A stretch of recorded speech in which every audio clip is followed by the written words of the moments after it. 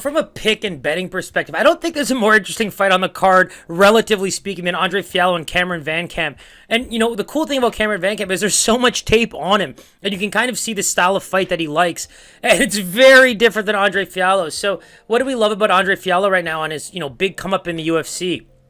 This could be considered a feed him fight for him to get there as a big knockout artist, right? We love the boxing. We love the body work. We love the uppercuts. There's so much to be said about his work in that boxing range, but again, he takes serious damage. And the big thing for me is, you see the damage getting taken. You see the cardio dissipate a little bit. He gets a little bit more desperate as the fight goes on, but he can take a shot. So it's like, we know that there's a lot of these style of fighters who come in as, boxing primarily and have to find their way into other areas to win fights. And interestingly enough, I got a line here written down of -200 for Fialho, but from a grappling perspective, I think Cameron VanCamp is a wide open dog here because you look at the style of fight that he has. He almost seems like one of those guys that doesn't really care to watch tape too much. And the only reason I say that is his game plan in the few fights that I've watched of his seem very similar. Use the leg kicks. He's almost got this cocky aspect to him where he seems to laugh a lot when fighters try to touch him a bit. And, I know that the quality of opponent isn't really there, and he seems to be one of those guys that's just been fighting in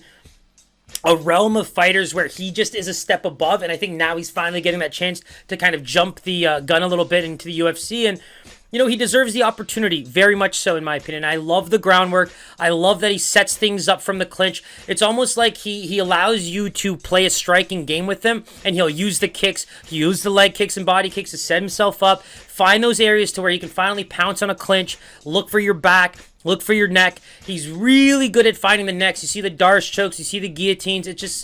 That seems to be where he does his best work. And the one thing I will say is, regardless of quality of opponent, how quickly someone can lock something up just shows you how quickly their ring IQ works. And for me, when you put your neck out there, I don't care who you are, it seems like Cameron VanCamp can do something with it.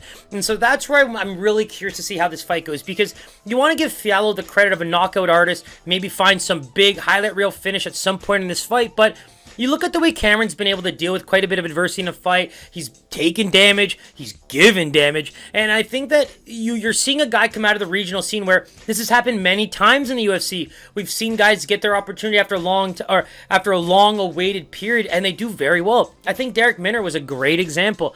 And that's where, for this case, the -200 line from a Vegas perspective is there. I've written it down, but I think this is close, and I'm actually getting excited. I'm rubbing my legs a little bit. It's just one of those ones where I just can't wait to see how good Cameron VanCamp is as an MMA fighter against a boxing-heavy, maybe a bit more accredited fighter in the UFC like André Fialho, because there are opportunities and paths to victory for him, and I think this line's going to suggest that there probably isn't. And that's the most exciting part of the fight. So, like I said, Fialho -200 with what we like to see from him, but this is a wide open fight when it comes to grappling. I think it's just going to be a really good test for Fialho's grappling and cardio to see how well he can do against a guy like VanCamp. So let's take a look at the lines here. -200 is nowhere close. Looks like this line's actually moving the opposite way. André Fialho, -333 favorite to open. Now as high as a -360, which puts Cameron VanCamp at a +255 dog, and now as high as a +270 underdog.